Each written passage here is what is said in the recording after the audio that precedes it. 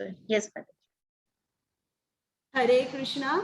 सर्वांचं स्वागत आहे. आज आपण गीतेचा पहिला अध्याय करतोय.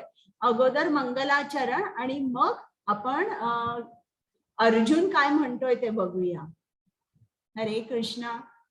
ओम अज्ञानतिमिरान्धस्य ज्ञानाञ्जनशलाकया चक्षुरुन्मीलितं येन तस्मै श्री गुरवे नमः.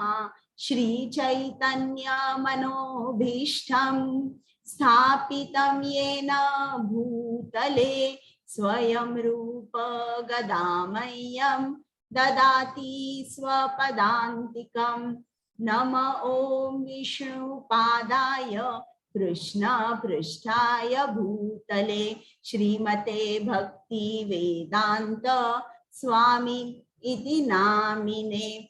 नमस्ते सारस्वते देवे गौरवाणी प्रचारिणे निर्विशेष शून्यवादी पाश्चात्य देशतारिणे.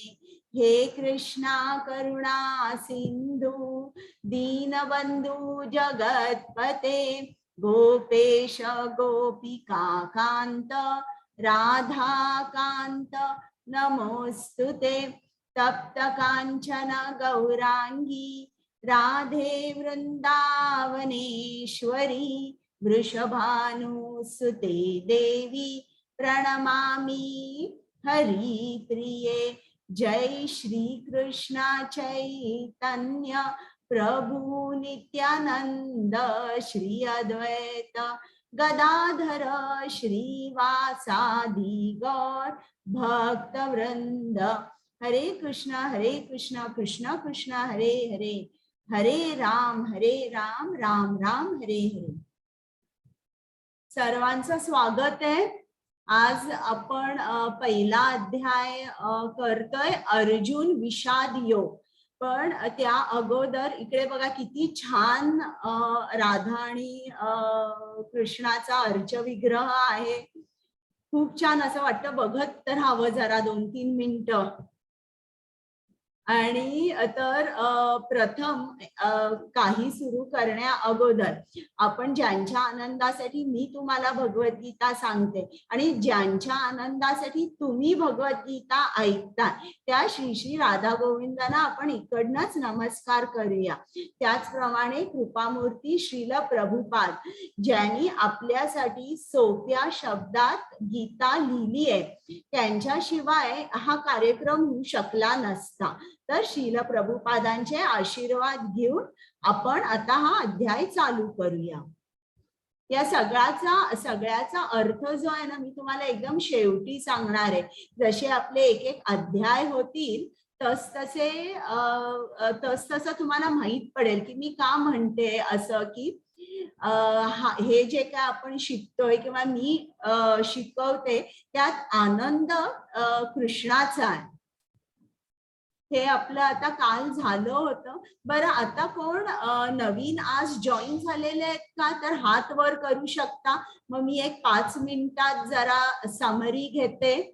कोण नवीन जण जॉईन झालेत सगळ्यांनी हात वर करा. अच्छा, 1 2 3 चालेल. मग मी थोडीशी समरी घेते आणि मी आज तुम्हाला श्रील प्रभुपादांची PDF पाठवलेली आहे. खूप मोठी आहे तर सविस्तरपणे तुम्ही वाचा. तर श्रील प्रभुपाद हे लहान असतानाच त्यांच्या घरी ते एका वैष्णव कुटुंबामध्ये जन्म झाला. त्यांच्या वडिलांचं नाव होतं गौर मोहन डे आणि आईचं नाव होतं रजनी आणि दोघेही कृष्णाचे भक्त होते आणि घरी अशा वातावरणामध्ये त्यांचं पालन पोषण झालं. श्रील प्रभुपाद लहान असताना रोज त्यांचे आई वडील त्यांच्या समोरच मंदिर होतं राधा गोविंदाचं. तर त्या मंदिरामध्ये ते आई वडील रोज श्रील प्रभुपादांना घेऊन जात असत आणि तिकडे दरवर्षी रथयात्रा पण असायची. जगन्नाथ, बलदेव आणि सुभद्रा देवी आणि हे सगळेजण रथयात्रेमध्ये भाग घ्यायचे आणि अशा वातावरणात जेव्हा ते वाढले तेव्हा एक दिवस ते 5 वर्षाचे होते.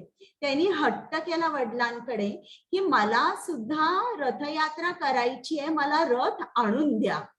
मग त्यांच्या वडिलांनी घराच्या बाहेरच एक हातगाडीवाले उभे असतात ना, तर तशा एका वाल्याला सांगितलं की मला तुझी हात गाडी जरा दे.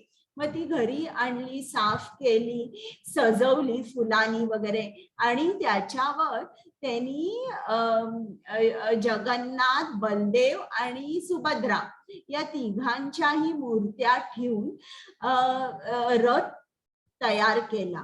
मग श्रील प्रभुपादांनी आपल्या सगळ्या बालमित्रांना बोलवलं आणि त्यांनी जोरदार हरिकीर्तन केलं आणि तो रथ आहे तो गल्लीच्या टोकापर्यंत नेला आणि परत आणला. आणि मग त्यांचे जे छोटे बालमित्र होते त्यांच्या आयांना सुद्धा बोलवलं आणि घरी त्या सगळ्या बायकांनी मिळून खूप छान प्रसाद केला. तर अशा वातावरणात ते वाढले.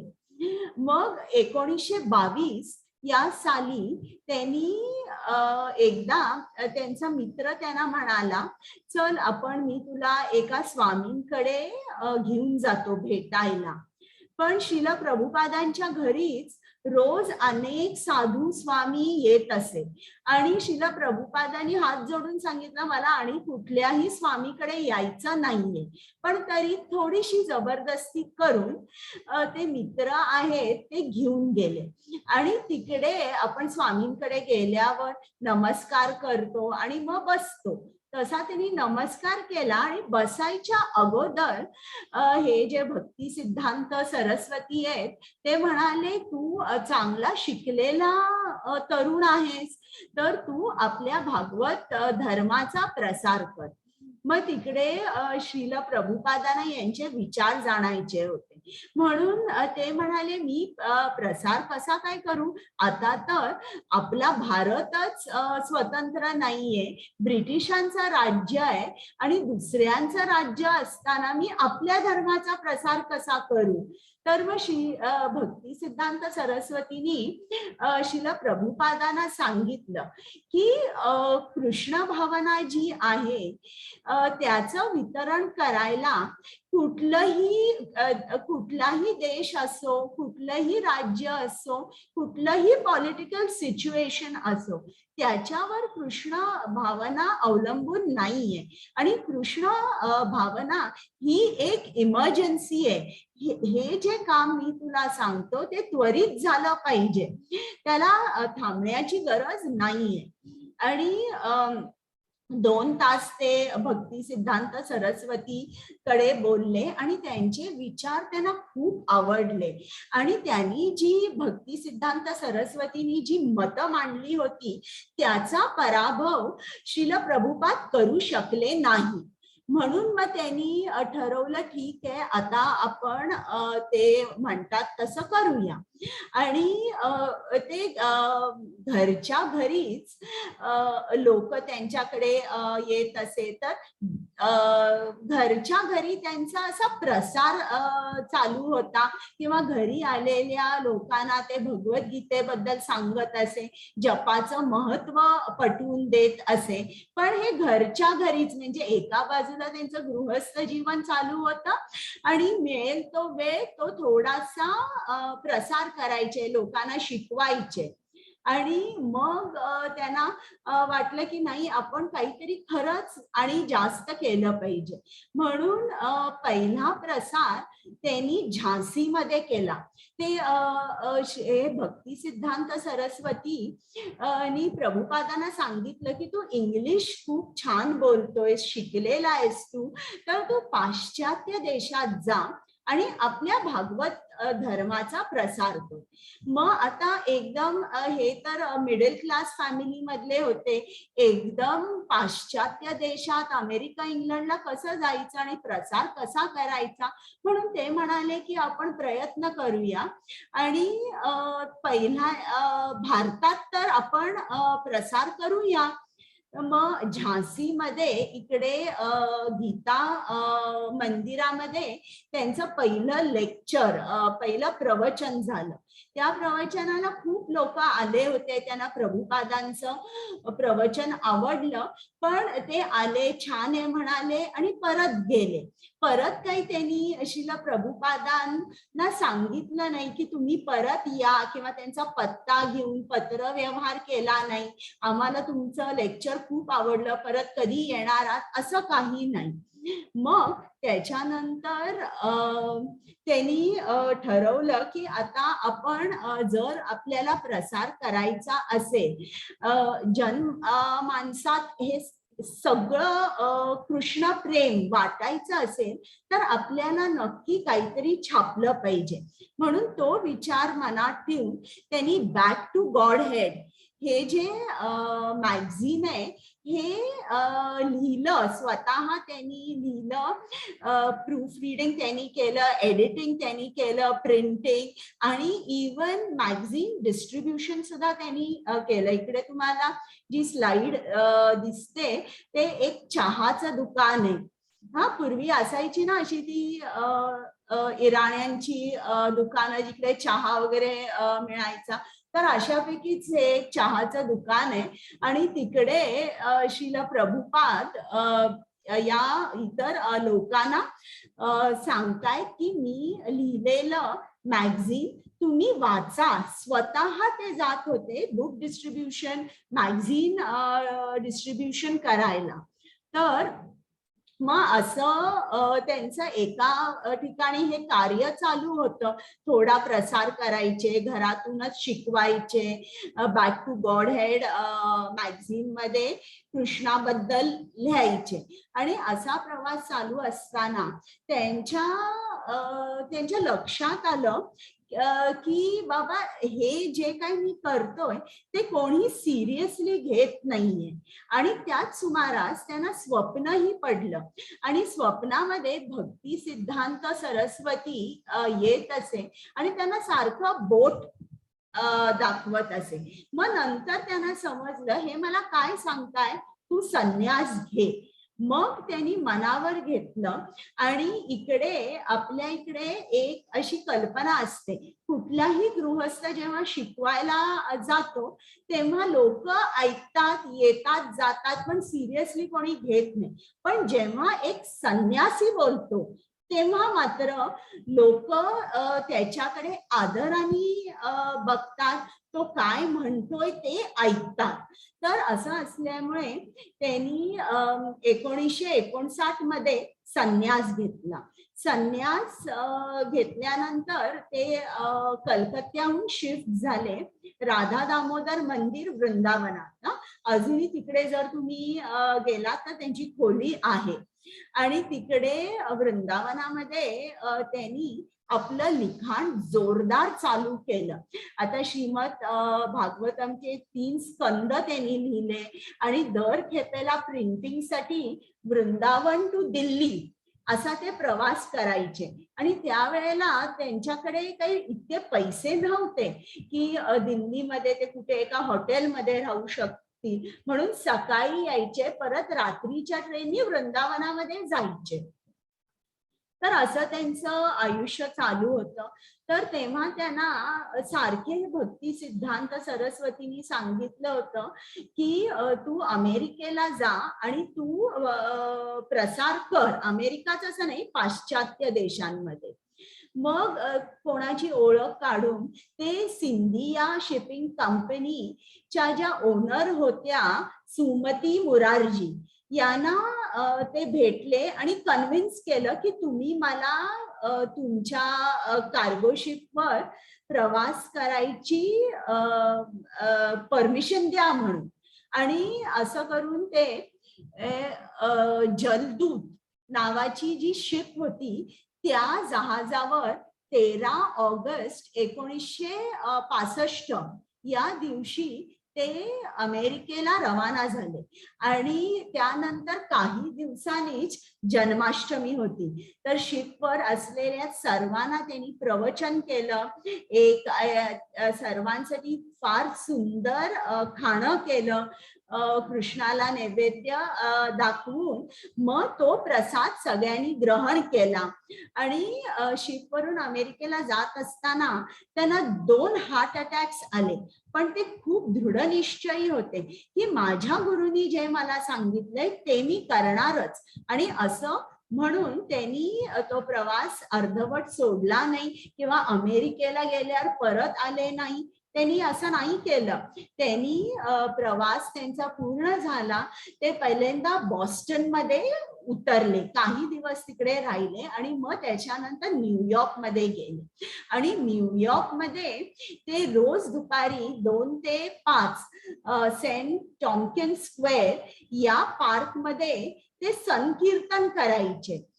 म्हणजे आपला मृदुंग घेऊन जायचे आणि एकटेच ते बसून हरे कृष्ण कृष्ण कृष्ण हरे हरे, हरे राम राम राम हरे हरे हा मंत्र म्हणायचे. आणि मग हळूहळू तिकडे लोक यायची की हे काय म्हणतात. काही वेळ 15 मिनिटं बसायची, अर्धा तास बसायची. असं करून थोडी लोक जास्त येऊ लागली. मग प्रभुपाद त्यांना म्हणायला लागले तुम्ही पण माझ्या बरोबर म्हणा. मग ते म्हणायला लागले. असं करून करून त्यांचा भक्त परिवार अमेरिकेमध्ये वाढत गेला. आणि त्यांनी जवळजवळ 70 जी आपली ईशोपनिषद पुराण जी आहेत किंवा जी महत्वाची जी पुस्तकं आहेत त्या पुस्तकांचं त्यांनी ट्रान्सलेशन आपल्या इंग्लिशमध्ये केलं. म्हणजे त्या लोकांना वेस्टर्न कंट्रीज मध्ये पाश्चात्य देशातील लोकांना कृष्ण भावना काय आहे हे समजेल. त्याचप्रमाणे ते प्रत्येक देशांमधल्या नेत्यांना सुद्धा भेटायचे. त्यांना फार वाटायचं की जगाचा जर प्रत्येक नेता आहे त्याला भगवद्गीता समजली आणि तो जर कृष्ण भावना भाविक जीवन जगला तर प्रजेला किती सुख मिळेल. हे त्यांचं पहिलं magazine back to godhead. आणि ही त्यांची टाइमलाईन की ते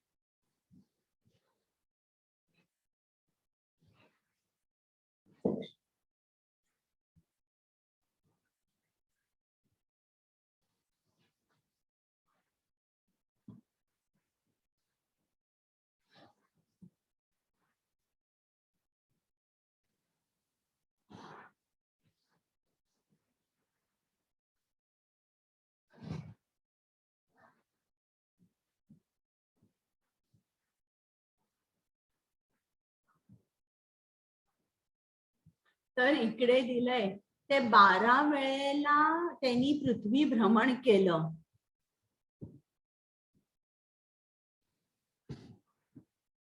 तर हे आपले श्री राधा गोविंद मँगलोरचे. तर त्यांना इकडनंच आपण नमस्कार करूया, त्यांचा आशीर्वाद घेऊया आणि मग चालू करूया. तर तुम्ही कधी इस्कॉनला जर गेलात, इस्कॉन मँगलोर, जर कधी मँगलोरला गेलात तर इस्कॉन मंदिरात निश्चितच जा. तिकडे जे मंदिर अध्यक्ष आहेत नामानिष्ठ प्रभूजी त्यांना भेटा. आणि कोकोनट गार्डन रोड टोलगेट ला हे आहे. आणि तुम्हाला गुगलवर सुद्धा तुम्ही केलं ना आता इस्कॉन मँगलोर, तिकडे गेल्यावर तरी तुम्हाला हा ऍड्रेस येईल.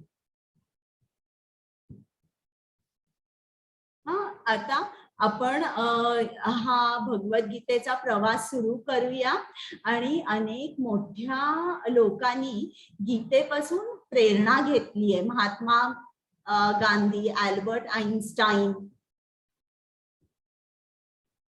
आता गीता आपण श्रील प्रभुपादांचीच का वाचायची, जशी आहे तशी?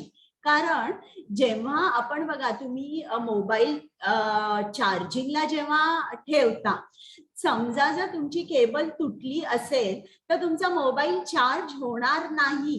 म्हणजे सोर्स आणि रिसिव्हर मध्ये कॉन्टॅक्ट हवा ना, अखंडित, की तिकडनं चार्ज फ्लो होतोय आणि तुमचा मोबाईल चार्ज होतोय.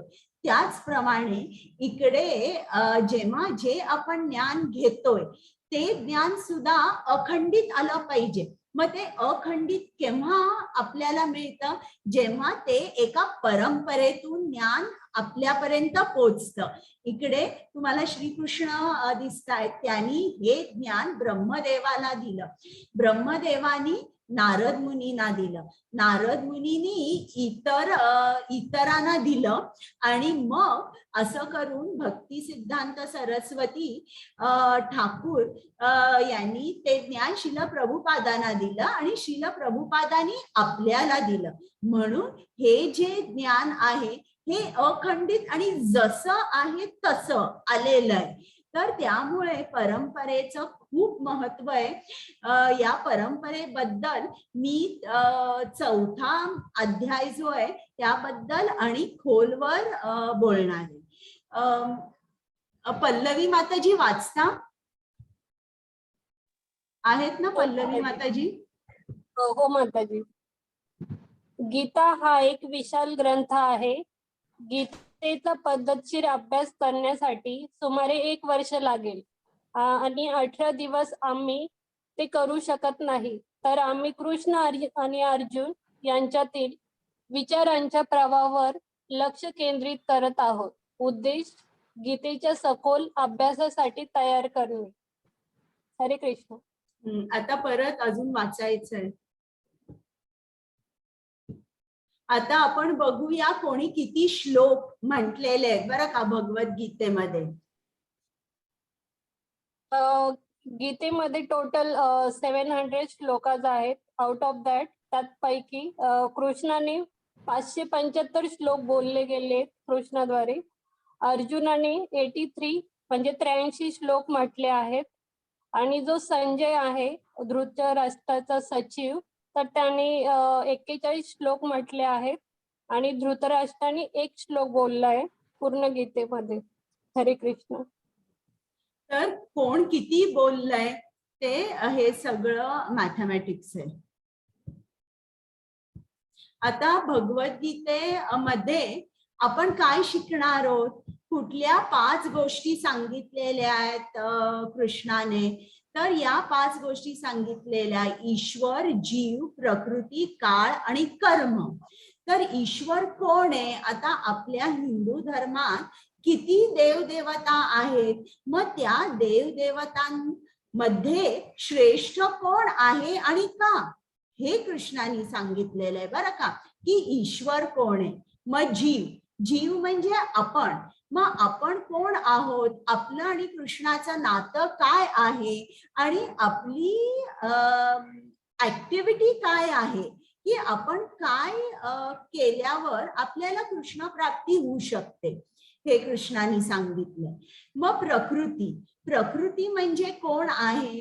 प्रकृतीचा जीवाबरोबर काय संबंध आहे? प्रकृतीचा ईश्वराबरोबर काय संबंध आहे हे सांगितलंय. मग काळ, काळ म्हणजे कोण आहे? आणि कर्म, कर्म किती तऱ्हेची असतात याबद्दल आपल्याला माहिती दिलेली आहे. तर आता जे पहिले ईश्वर, जीव, प्रकृती आणि काळ हे शाश्वत आहे बरं का. इकडे चुकून जरा शब्द चुकीचा आलेला आहे. तर शाश्वत आहे किंवा नित्य आहे. आणि कर्म जे आहे ते अनित्य किंवा टेम्पररी आहे. म्हणजे कर्म हे असं आहे की समजा जर आपण भगवंताची खूप मनापासून प्रार्थना केली, आपण त्याला शरण गेलो, तर मग आपली ही जी सगळी आपण अगोदर केलेली काही वाईट कर्म असतील की ज्याची रिॲक्शन आपल्याला आत्ता किंवा ज्याचे परिणाम आपल्याला भोगावे लागतात, तर ते परिणाम नष्ट होतात जर आपण खरं भक्तीने कृष्णाकडे गेलो, शरण गेलो तर. त्याच्यामुळे कर्म हे टेम्पररी आहे किंवा अनित्य आहे. हा, आता ईश्वर कोण आहे? ईश्वर म्हणजे कृष्ण आहे. आता कृष्णच हा का ईश्वर आहे हे उद्याच्या अध्यायात तुम्हाला समजून सांगणार आहे. आता प्रकृती म्हणजे काय? आपल्या बाजूला जे काय आपण मटेरियल नेचर बघतो, निसर्ग बघतो, त्याला प्रकृती म्हणतात. पण ही जी प्रकृती आहे ही खरं म्हटलं तर काय आहे? ही प्रकृती म्हणजे माया आहे आणि ती प्रत्येक जीवावर काम करते तिच्या त्रिगुणात्मक शक्तीद्वारे.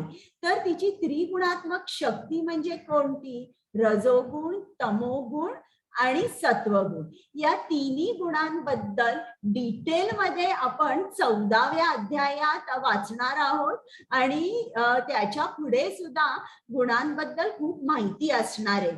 तर ती प्रकृती आपल्याला कशी बद्ध करते ते आपण गीतेमध्ये शिकणार आहोत. मग जीव म्हणजे कोण? आता इकडे त्यांनी जे दाखवलेले आहेत पशु, माणसं किंवा इवन देव देवता हे सुद्धा जीवच झाले.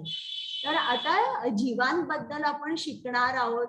जीवाचं आणि ईश्वराचं नातं काय आहे आपल्याला कृष्ण सांगणार आहे. आणि काळ कोण आहे आणि काळ काय करतो हे आपण शिकणार आहोत.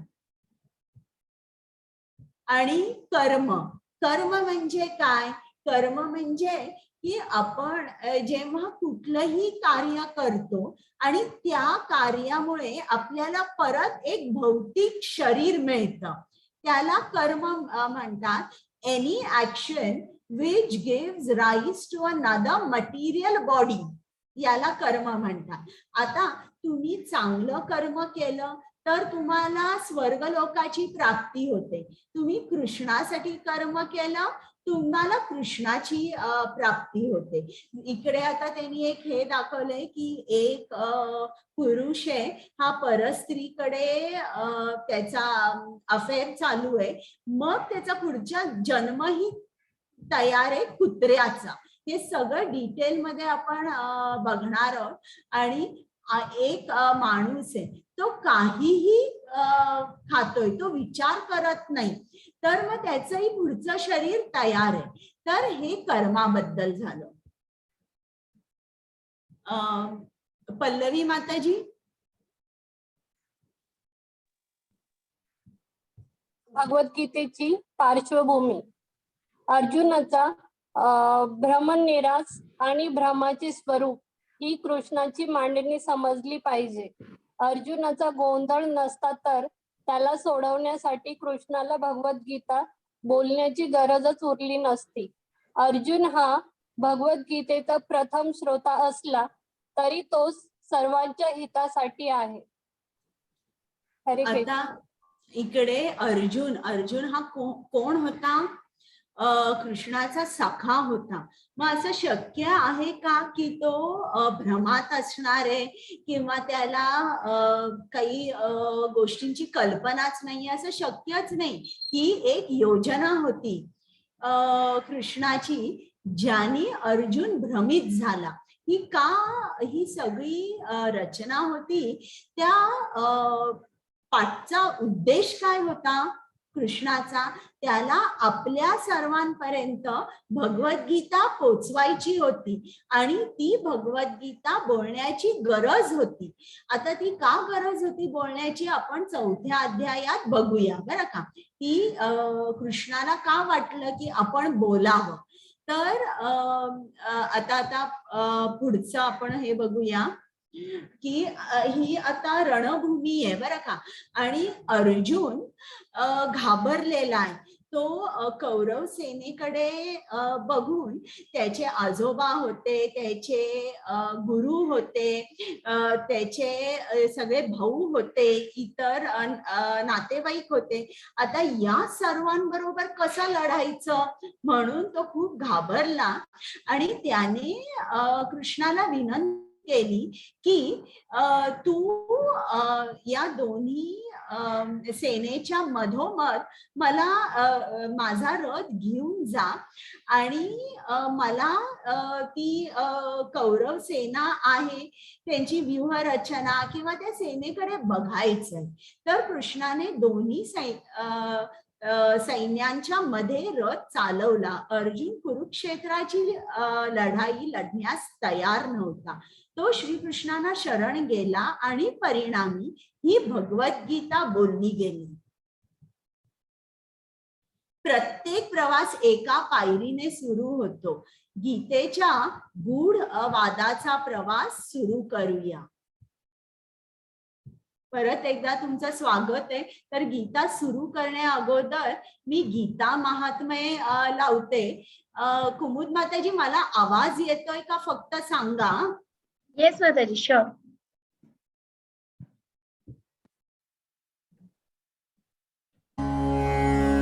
अथ गीता महात्म्या. येतोय? Yes, perfect. गीता शास्त्रम् इदं पुण्यं या पठेत् प्रयता पुमान् विष्णुपदम् अवाप्नोति भयशोकादिवर्जित. गीताध्ययनशीलस्य प्राणायामापरस्य च नैव सन्ति हि पापानि पूर्वजन्मा कृतानि च. मलनिर्मोचनं पुंसा जलस्नानं दिने दिने सकृद्गीताम्भसि स्नानं संसारमलनाशनम्. गीता सुगीतकर्तव्या किं मन्ये शास्त्रविस्तरे. या स्वयं पद्मनाभस्य मुखा पद्मादिनिःसृता. भारतामृता सर्वस्वं विष्णोर्वक्त्रद्विनिःसृतम्. गीता गङ्गोदकं पीत्वा पुनर्जन्म न विद्यते. सर्वोपनिषदो गावो दुग्धा गोपालनन्दना. पार्थो वत्स सुधीर्भोक्ता दुग्धं गीतामृतं महत्. एकं शास्त्रं देवकी पुत्रगीतम्. एको देवो देवकी पुत्र एव. एको मन्त्रस्तस्य नामानि यानि. कर्माप्येकं तस्य देवस्य सेवा.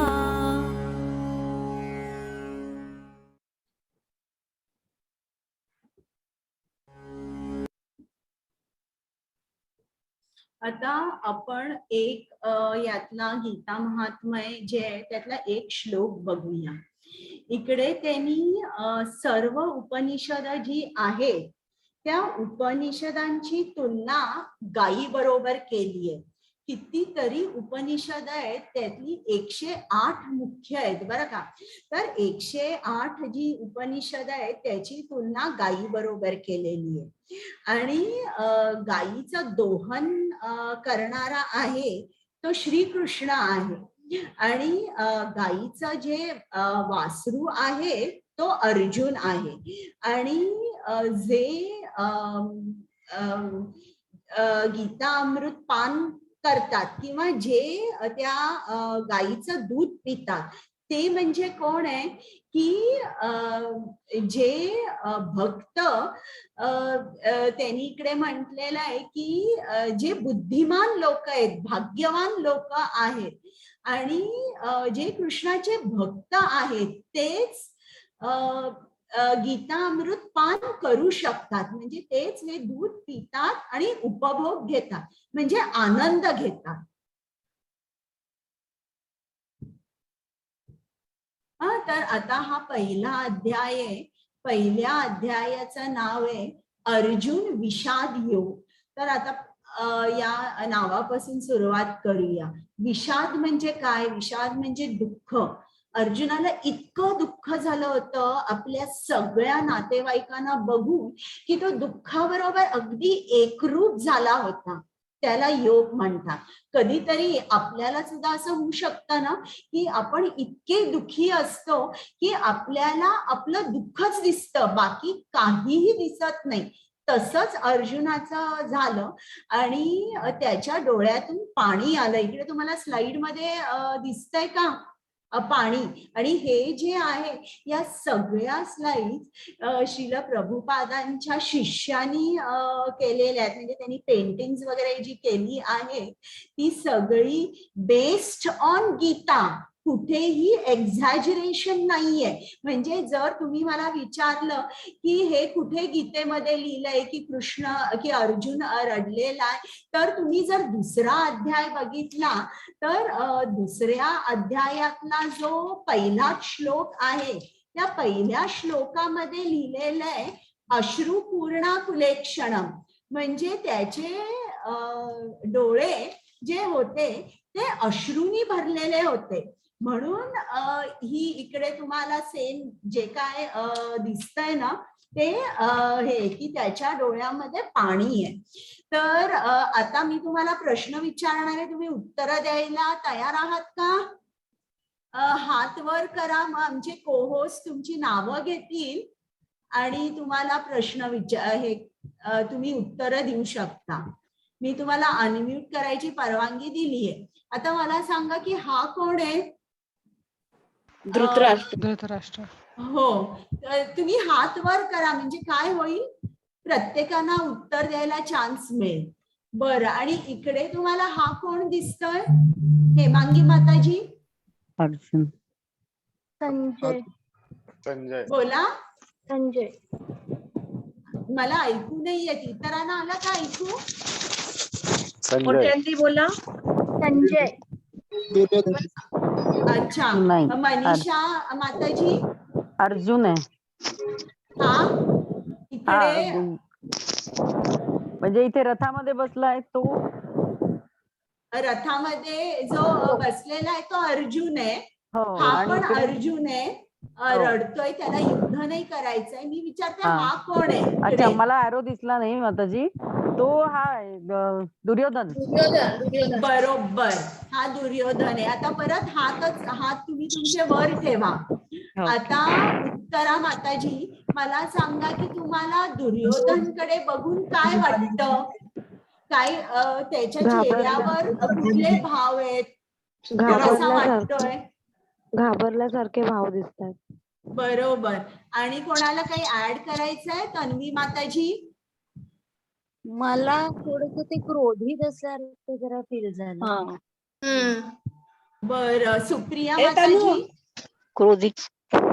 क्रोधित, चालेल. बर, सचिन प्रभूजी, मला सांगा दुर्योधनकडे बघून तुम्हाला काय वाटतंय? त्याच्या चेहऱ्याकडे बघून नाही, सूड भावनेने पेटलेलं. हा. रुपाली माताजी. युद्ध करायचं आहे. बर, आदित्य प्रभूजी. पश्चातापाचे भाव. दुर्योधनाच्या चेहऱ्याकडे बघून काय वाटतंय? त्याला पश्चाताप रागीट. आणि तो रागाने कोणाशी तरी बोलतो. त्याचा हावभाव दिसतो. त्याचे डोळे कसे मोठे आहेत ना, रागाने तो बोलतोय. म्हणजे काहीतरी क्रोध त्याला आलेला आहे आणि तो भाव त्याच्या चेहऱ्यावर उमटलाय. बरं, आणि आता इतरांनी पण हात वर ठेवा. मी तुम्हाला आणि प्रश्न विचारणार आहे. आता आपण पहिला अध्याय पहिला श्लोक. कुमुद माताजी. येस माताजी. हरे कृष्णा. धृतराष्ट्र उवाच धर्मक्षेत्रे कुरुक्षेत्रे समवेतायुत्सवः मामका पांडवाश्चैव किम अकुर्वत संजय. हरे कृष्णा माताजी. तर आता हा श्लोक पहिला आहे.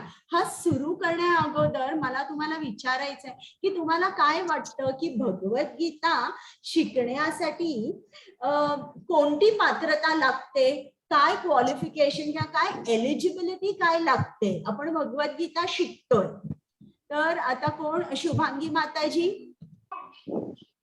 तुम्हाला काय वाटतं की काय पात्रता काय लागते? अंडरस्टँडिंग. आपण ओके. समर्पणेने ऐकलं पाहिजे. बरोबर आहे. लीना माताजी, आपली म्हणजे थोडंसं आपल्याला एकाग्रता. थोडंसं एकाग्रता, महाभारताबद्दलही ग्रहण माहिती पाहिजे. करण्याची शक्ती. बरोबर आहे. महेश प्रभूजी, हा, आपली विचारशक्ती स्ट्रॉंग पाहिजे. जास्त खोलपर्यंत विचार करायची आपल्याला शक्ती पाहिजे. बरं. आणि कोणाला काही शेअर करायचंय? आपल्याला ते पात्र माहिती पाहिजे, पात्र माहिती पाहिजे. दुर्योधन ज्ञान जाणून घेण्यासाठी ओके. आस्था भाव पाहिजे. आस्था भाव पाहिजे. आस्था भाव. हॅलो. छान. उत्तरा माताजी. हॅलो हॅलो हॅलो हा, बोला. ज्ञानी हवा. हा, हे बरं. महाभारतामध्ये पात्र सायली माहिती पाहिजे माताजी. आपल्याला. मुळात म्हणजे मनात कुठला ग्रह न धरता आपण बोललं पाहिजे, म्हणजे ऐकलं पाहिजे फक्त. बरोबर, सगळ्यांचं बरोबर आहे. पण शिला प्रभुपाद सांगतात की क्रायटेरिया एकच आहे.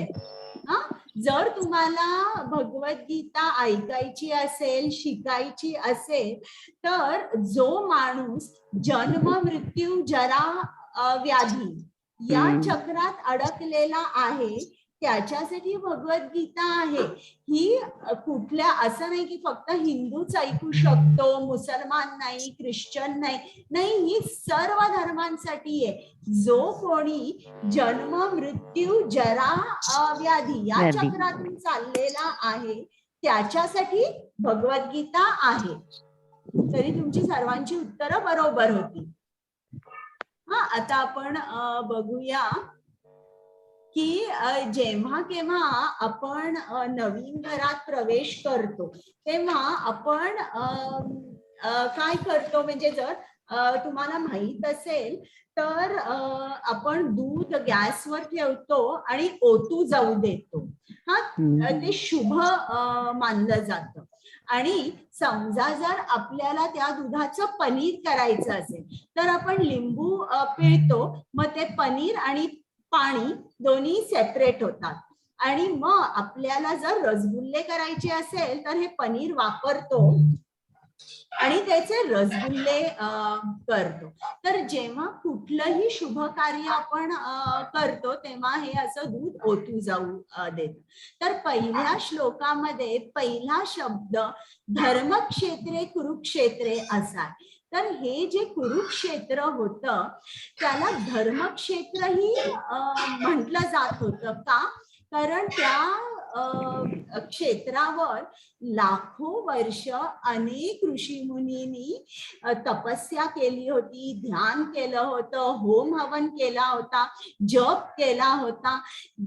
आणि एवढं सगळं देवासाठी त्यांनी जे जे काय केलं होतं त्या कर्मानी ते जे क्षेत्र आहे ते पावन झालं आणि म्हणून त्याला धर्मक्षेत्र हे नाव पडलं. आता तुम्ही मला सांगितलं की हा जो धृतराष्ट्र आहे त्याचा जो चेहरा आहे तो काय आनंदी नाहीये, बरं का, त्याच्या चेहऱ्यावर चिंता आहे. तर ही चिंता का आहे त्याच्या चेहऱ्यावर? आणि त्यांनी असा का प्रश्न विचारला की माझे पुत्र आणि पांडूचे पुत्र हे काय करतायत युद्धभूमीवर? तर त्याला खूप चिंता होती. हे जे कुरुक्षेत्र होतं हे धर्मक्षेत्र असल्यामुळे त्याला असं वाटलं की कदाचित हे जे धर्मक्षेत्रावर जे लोक धर्माच्या बाजूनी आहेत, म्हणजे हे सगळे पांडव, हा, हे धर्माच्या बाजूनी असल्यामुळे त्यांना या जागेवर युद्ध केल्याचा फायदा असा होईल की ते युद्ध जिंकतील.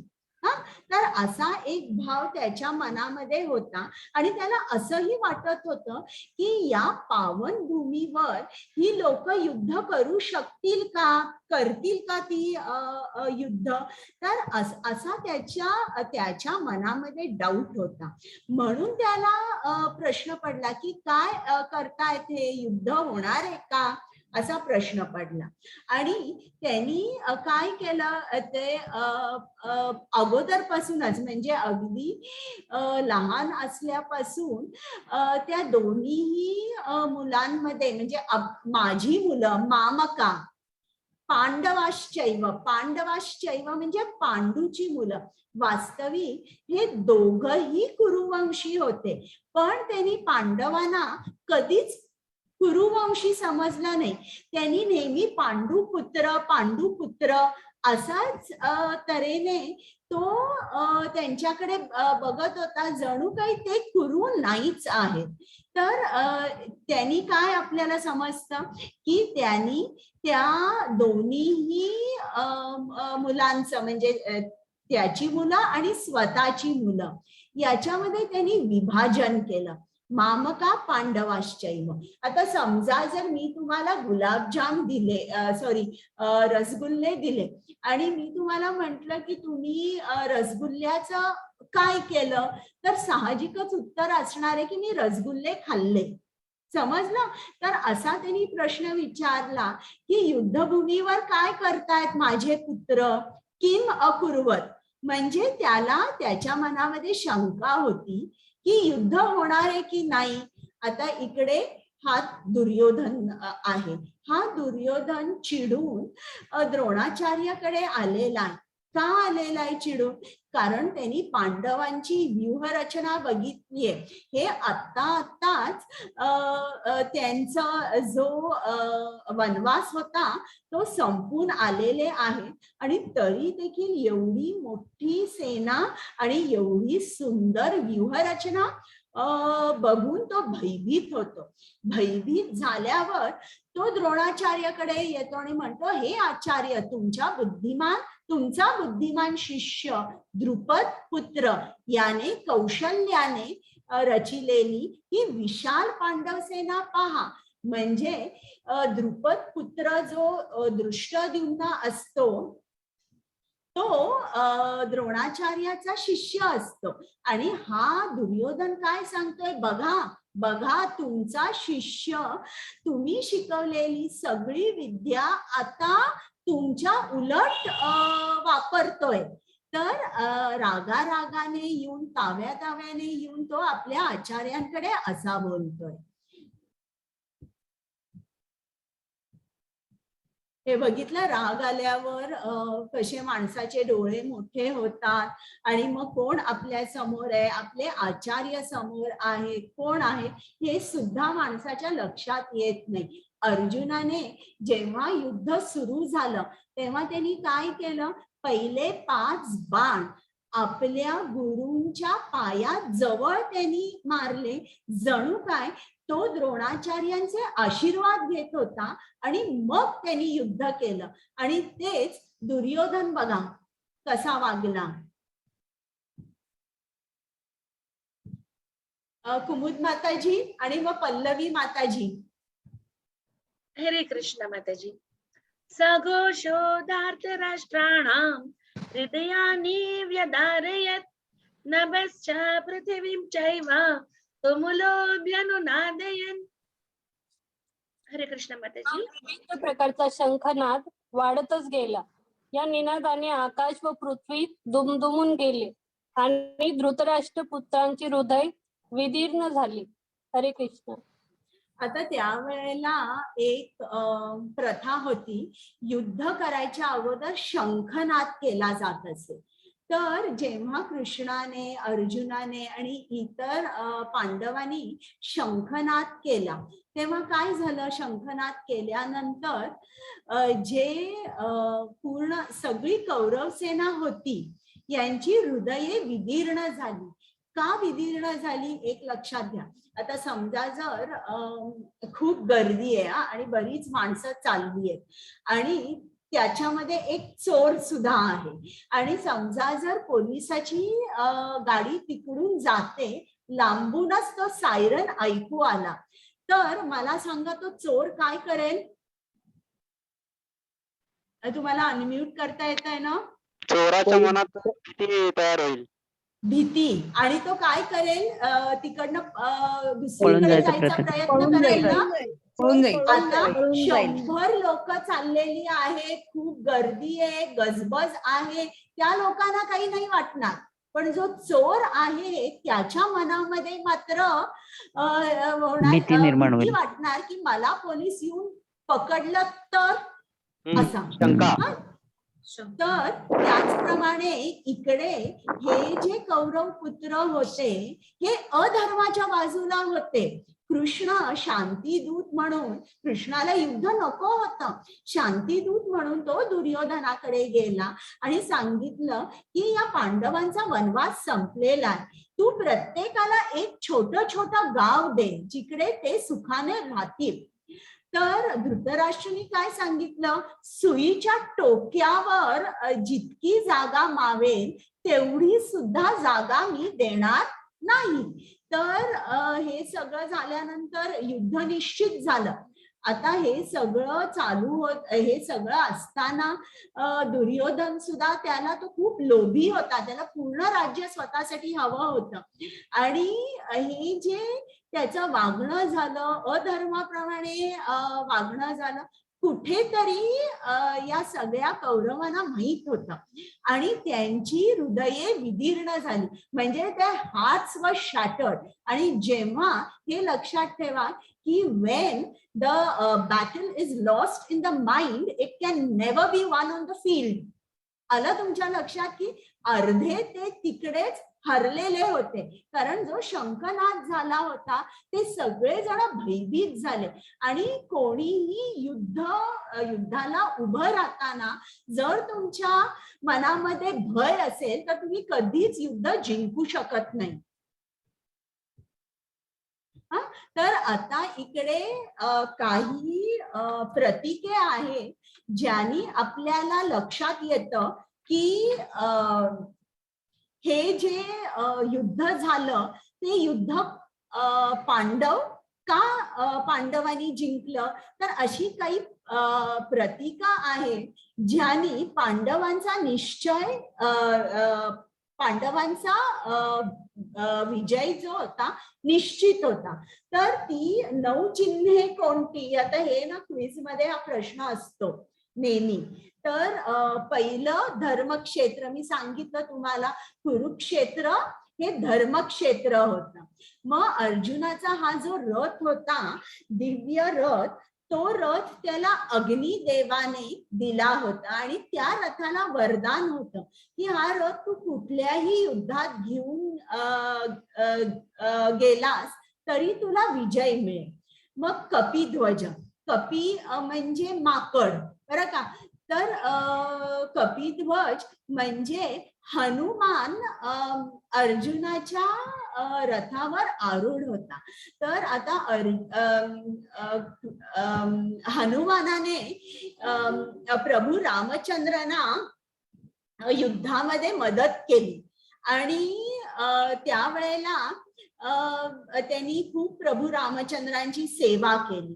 म्हणून ऍज अ वैष्णव एटिकेट, म्हणजे ज्याप्रमाणे आपण आता समजा जर एका मुलाची परीक्षा असेल तर परीक्षेला जाण्या अगोदर तो काय करतो? घरच्या मोठ्यांना नमस्कार करतो, आशीर्वाद घेतो आणि जातो.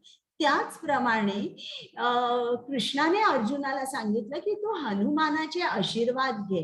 आणि हनुमान याने, तो अर्जुनाचा मोठा भाऊ सुद्धा होता आणि दोघांनी म्हणजे प्रभू रामचंद्रांना हनुमानाने मदत केली होती आणि श्रीकृष्णाला आता अर्जुन मदत करतो. तर हे जे नातं होतं की ते जे ईश्वराला ईश्वराच्या बाजूनी ते होते. म्हणून अर्जुनाने हनुमानाचे आशीर्वाद घेतले आणि त्यांना विनंती केली की तुम्ही माझ्या रथावर आरूढ व्हा. म्हणून कपिध्वज. शंखनाद, तर शंखनादाचं मी तुम्हाला सांगितलं. मग गांडीव धनुष्य, हा गांडीव धनुष्य अर्जुनाला शंकराने दिला होता. तर शंकराने दिल्यामुळे सुद्धा हा जो धनुष्य होता यालाही आशीर्वाद होता, यातला जो बाण निघेल तो अचूक असेल. तर असा हा गांडीव धनुष्य होता. मग त्यक्त जीविता, दुर्योधन काय म्हणाला आपल्या द्रोणाचार्यांना किंवा भीष्मदेव जे होते ते सेनापती होते, त्यांना काय म्हणाला की ही त्यांनी सांगितलं ही पांडवांची सेना आहे, पण त्यांनी शब्द वापरला पण आपल्या सेनेमध्ये एवढे मोठे महारथी आहेत, एवढे मोठे योद्धे आहेत जे माझ्यासाठी त्यांचा जीव द्यायला तयार आहे. त्यक्त जीविता, जीव द्यायला तयार आहेत म्हणजे काय, ते मरणार आहेत. म्हणजे तो जे काय बोलला ते असं अपशकुनी होतं. असं नाही तो बोलला की आम्ही जिंकलो किंवा आम्ही जिंकणारच, नाही, हे सगळे जीव द्यायला तयार आहेत. म्हणून त्यक्त जीविता. मग मोक्षदा एकादशी, ज्या दिवशी युद्ध झालं, आरंभ झाला किंवा ज्या दिवशी गीता सुद्धा सांगितली गेली, तो दिवस मोक्षदा एकादशीचा होता, जो चांगला दिवस होता. आणि भाग्यलक्ष्मी, जिकडे जिकडे कृष्ण असतो तिकडे तिकडे लक्ष्मी असते, जी कृष्णाच्या भक्ताला भाग्य देते. आणि ऋषिकेश, ऋषिकेश म्हणजे कोण, ऋषी म्हणजे इंद्रिय किंवा सेन्सेस आणि ईश म्हणजे स्वामी किंवा देव. जो इंद्रियांचा स्वामी श्रीकृष्ण किंवा ऋषिकेश तो स्वतः अर्जुनाबरोबर आहे. आता याचा अर्थ नीट समजून घ्या. अर्जुनाला युद्ध करायचंय, युद्ध करायचं म्हणजे टोटल फोकस पाहिजे सगळ्या इंद्रियांचा. असं नाही फक्त डोळे आणि मी बाण चालवत हाताने, कानाने सुद्धा इतर जे बाण जातात आजूबाजूनी ते ऐकलं पाहिजे. इतकं अलर्ट पाहिजे की 1 सेकंड सुद्धा इकडे तिकडे झालं म्हणजे डेथ. मग हे जे सेन्सेस आहेत, सर्व इंद्रियांचा जो स्वामी आहे तोच ते सेन्सेस कंट्रोल करू शकतो आणि बरोबर मॅनिप्युलेट करू शकतो. आणि जेव्हा ऋषिकेश कृष्ण स्वतः अर्जुना बरोबर आहे तेव्हा अर्जुन हरूच शकणार नाही.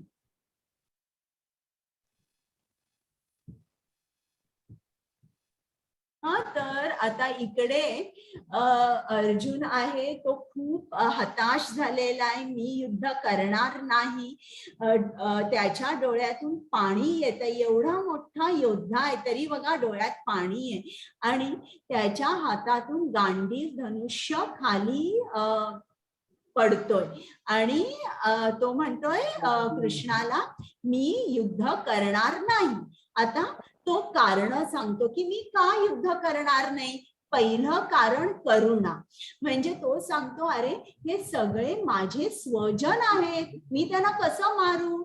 तिकडे काही माझे काका आहेत, काही माझे भाऊ आहेत, माझे आचार्य आहेत, माझे आजोबा आहेत, या सर्वांकडे मी कधीही वर्बल फाईट पण दिलेली नाही, कधी मी तोंडाने सुद्धा उलट बोललेलो नाहीये. नाही मी हे नाही करणार, युद्ध करणार नाही, ते माझे स्वजन आहेत, मला त्यांच्याबद्दल करुणा आहे. मग दुसरा आनंद नाही. आता मला तुम्ही सांगा, समजा जर तुम्हाला असा कुठला तरी मोठा अवॉर्ड मिळाला आणि अवॉर्ड मिळाल्यावर तुम्ही काय कराल, तुमची फर्स्ट रिॲक्शन काय असेल अवॉर्ड मिळाल्यावर, किंवा तुमचे आई वडील तुमच्यासाठी काय करतील, कोण सांगेल. खुश होऊ आम्ही. डोळ्यात पाणी येईल, शाबासकी देतील. हा, आणि काय कराल शब्बास की celebrate- आपले आपले सेलिब्रेट डोळे मोठे होतील की आपल्याला अरे बापरे एवढं मिळालंय असे आपले डोळे हो, मोठे आणि होतील. आणि काय तुम्ही सेलिब्रेट कराल का? येस करणार ना. हो. बक्षीस करणार ना मिळाल्यावर सेलिब्रेट celebrate? करणार. तर Yes. अर्जुनाला तेच वाटतंय, अरे मी युद्ध जिंकलो तर मग मला सेलिब्रेट करायला कोणीच उरणार नाही. आपण कसं चांगले आपल्याला कोणाला मुलांना मार्क मिळाले की ते त्यांना कोणी शिकवलंय त्यांच्याकडे जातात, पेढे देतात, नमस्कार करतात, आशीर्वाद करतात, त्या गुरुंनाही आनंद होतो. पण इकडे कृष्ण म्हणतो मी आनंद कोणावर साजरा करू? No celebration, no happiness. तो म्हणतो आनंद नाही. मग अर्जुन म्हणतो या सर्वांना मारायचं म्हणजे केवढं मोठं पाप आहे. आणि हे पुस्तकांमध्ये म्हणजे वेदांमध्येच लिहिलेलं आहे, आपण कोणाला ठार मारायचं नाही. तर हे पाप झालं, मी हे युद्ध करणार नाही. मग कौटुंबिक परंपरामध्ये अर्जुन सांगतो की आता आपण लहान मुलं असतात, मग त्यांचे आई वडील असतात, आजी आजोबा असतात फॅमिलीमध्ये. मग त्या आजी आजोबांकडून लहान मुलं रूढी शिकतात की आपल्या घराण्यात अशा अशा रूढी आहेत, असं असं वागायचं, हे चांगलं हे वाईट. पण घरीच जर कोणी माणसंच उरली नाही, कोणी पुरुष उरले नाही, कुठला करता पुरुषच उरला नाही, काय बरोबर काय वाईट हे जर सांगायला कोणी उरलं नाही, तर मग काय होईल? ती मुलं कोणाकडून शिकतील?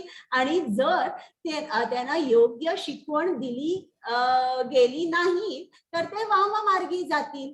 हा एक पॉइंट होता. आणि दुसरा पॉइंट म्हणजे अर्जुनाने सांगितलं की जेव्हा कर्ता पुरुष हा घरी नसतो तेव्हा बाईचं रक्षण कोण करणार?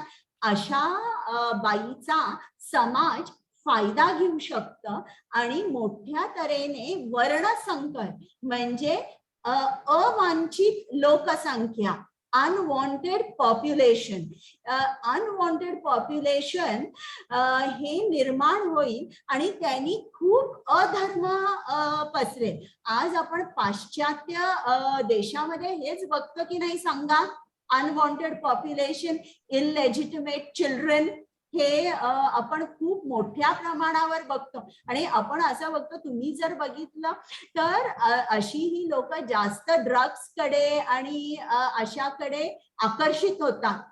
तर इकडे अर्जुनाने सांगितलं कौटुंबिक परंपराचं काय होईल, स्त्रीचं काय होईल, मुलांचं काय होईल?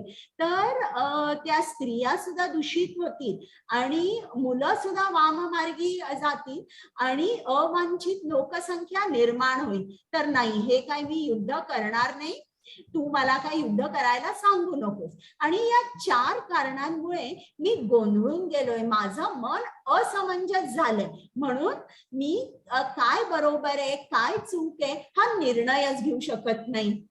तर ही 5 कारणं अर्जुनाने सांगितलंय की मी युद्ध करणार नाही. हरे कृष्ण माताजी. काय मला मीटिंगला जावं पडेल तसं आहे आज. चालेल चालेल. या कुमुदा माताजी आल्यात का? Let me check 1 minute. तर त्यांना फक्त हात वर करायला सांगा आणि को-होस्ट करा. येस माताजी, she is there. Please make her co-host. त्यांना को-होस्ट करता का? माताजी मी को-होस्ट आहे. मी how can I make her co-host? You can only make her co-host. Kumuda Mataji, just raise your hand. I cannot see you. हरे कृष्ण माताजी. Yes, Mataji, I can't make her co-host. Yes. You raise your Mataji, hand. please raise your hand. Hare Krishna, please make. हरे Krishna. Please raise your hand. Yeah, okay. धन्यवाद माताजी. हरे कृष्णा. मी माताजी सुरू करती है. चालेल चालेल. Thank you माताजी. हरे कृष्ण माताजी. You raised your hand? Yes माताजी. Okay, 1 minute. Okay, I'll make you co-host. Then in a minute you can start your recitation. Okay? Okay. तर आता हा पहिला अध्याय झाला. आता आपण कशाशी संबंधित असू शकतो बघा. आपल्याला सर्वांना कृष्णाकडे जायचंय बरं का.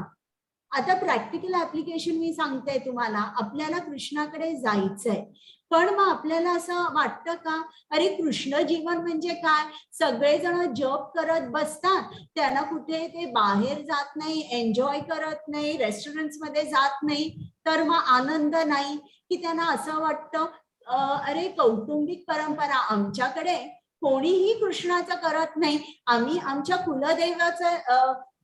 कुलदैवतेचं करतो, आम्ही गणपतीचं करतो.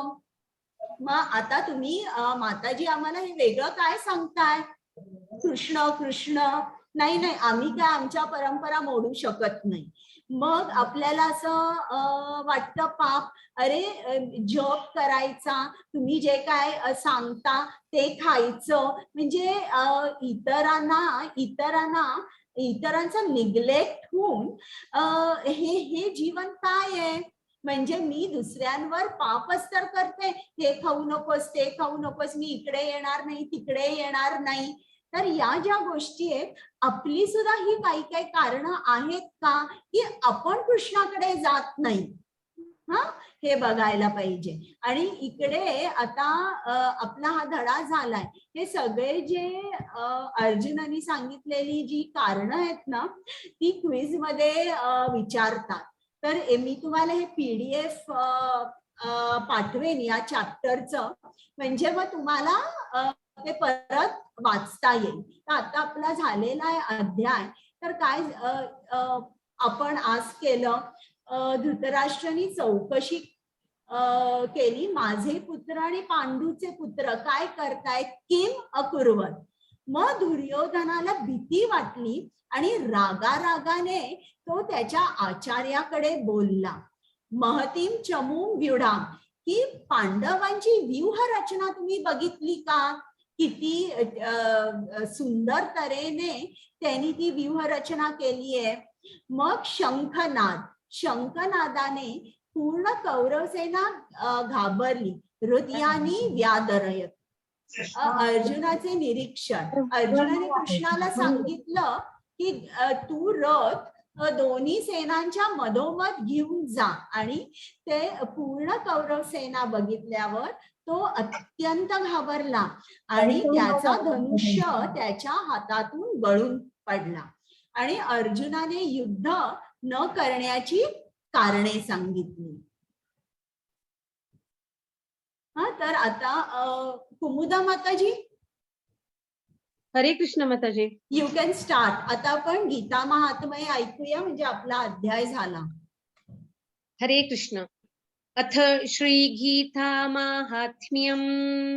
धरोवाच भगवन् परमेशान भक्तिरव्यभिचारिणी प्रारब्धं भुजमानस्य कथं भवति हे प्रभो. श्री विष्णुरुवाच प्रारब्धं भुज्यमानो हि गीताभ्यासरतः सदा स मुक्तः सुखी लोके कर्मणा नोपलिप्यते. महापापादिपापानि गीताध्यानं करोति चेत् क्वचित् स्पर्शं न कुर्वन्ति नलिनीदलमम्बुवत्. गीतायाः पुस्तकं यत्र यत्र पाठः प्रवर्तते तत्र सर्वाणि तीर्थानि प्रयागादीनि तत्र मयि. सर्वे देवाश्च ऋषयः योगिनः पन्नगाश्रये गोपाल गोपिका वापि नारदोद्धव पार्षदैः सहायो जायते शीघ्रं यत्र गीता प्रवर्तते. यत्र गीता विचारश्च पठनं पाठनं श्रुतं तत्राहं निश्चितं पृथ्वी निवसामि सदैव हि. गीताश्रयेऽहं तिष्ठामि गीता मे चोत्तमं गृहं. गीतज्ञानमुपाश्रित्य त्रीन् लोकान् पालयाम्यहं. गीता मे परमा विद्या ब्रह्मरूपा न संशयः अर्धमात्राक्षरा नित्या स्वानिर्वाच्यपदात्मिका चिदानन्देन कृष्णेन प्रोक्ता स्वमुखतोऽर्जुनं वेदत्रयी परानन्दा तत्त्वार्थज्ञानसंयुता योष्टादश जपे नित्यं नरो निश्चलमानसः ज्ञानसिद्धिं स लभते तथो याति परं पदं पाठे समर्थ संपूर्णे तथोर्धं पाठमाचरेत् तदा गोधानजं पुण्यं लभते नात्र संशयः त्रिभागं पठमानस्तु गङ्गास्नानफलं लभेत् षडंशं तपमानस्तु सोमयागफलं लभेत् एकाध्यायं तु यो नित्यं पठते भक्तिसंयुतः रुद्रलोकमवाप्नोति गणो भूत्वा वसिष्ठिरम् अध्यायं श्लोकपादं वा नित्यं यः पठते नरः स याति नरतां यावत् मन्वन्तरं वसुन्धरे गीताय श्लोकदशकं सप्तपञ्चचतुष्टयं द्वौ त्रिनेकं तदर्धं वा श्लोकानां यः पठेन्नरः चन्द्रलोकमवाप्नोति वर्षाणामयुतं ध्रुवं गीतापाठसमायुक्तः वृथो मनुष्यतां व्रजेत् गीताभ्यासं पुनः कृत्वा लभते मुक्तिमुत्तिमां गीतेत्युच्चारसंयुक्तः प्रियमाणो गतिं लभेत् गीतार्थश्रवणासक्तः महापापयुतोऽपि मा वैकुण्ठसमवाप्नोति विष्णुना सह मोदते गीतार्थं ध्यायते नित्यं कृत्वा कर्माणि भूरिशः जीवन्मुक्तः स विज्ञेयः देहान्ते परमं पदं गीतामाश्रित्य बहवः बुभोजो जनकादयः निर्धूतकल्मषालोके गीतायातः परं पदं गीतायः पठनं कृत्वा माहात्म्यानैव यः पठेत् वृथा पाठो भवेत् तस्य श्रम एव युधावृतः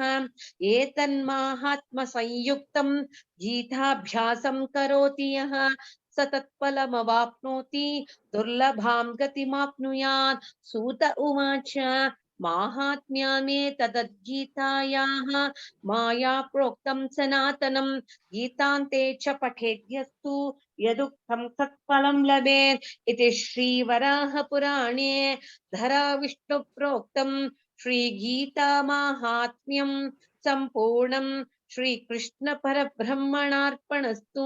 हरे कृष्ण कृष्ण कृष्ण हरे हरे हरे राम राम राम हरे हरे हरे कृष्ण कृष्ण कृष्ण हरे हरे हरे राम राम राम हरे हरे सर्वं श्रीकृष्णार्पणमस्तु। हरे कृष्ण। थैंक यू कुमुदा माताजी.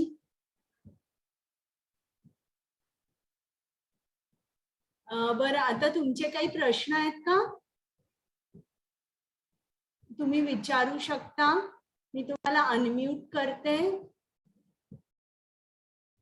हा, तुम्हाला अनम्यूट करायला येतंय. काही आहेत प्रश्न?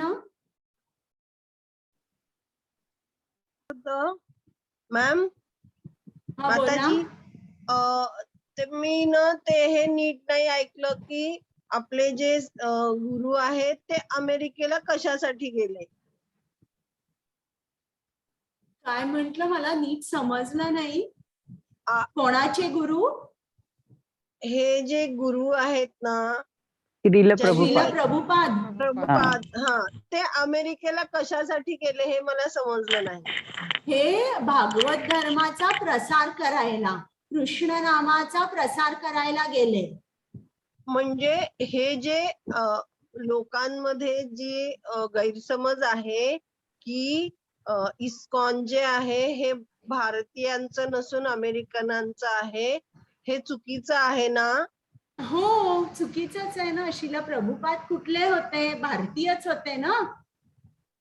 हो, पण मी सोशल वर्कर आहे आणि जेव्हा पण असं इस्कॉनचं नाव आपण घेतो ना गुरुमा, तेव्हा लोक आपल्याकडे फार विचित्र नजरेने बघतात. म्हणून मला हा प्रश्न विचारावासा वाटला तुम्हाला. तुम्हाला वाईट बरं वाटलं बरं. असेल तर आणि sorry. ऍक्च्युली त्यांनी शिल प्रभुपादांनी काय केलंय, international society of Krishna consciousness असं म्हटलंय. कारण कृष्ण हा कुठल्या जातीने किंवा यांनी तो लिमिटेड नाहीये, बरोबर. तो सर्वांचाच आहे.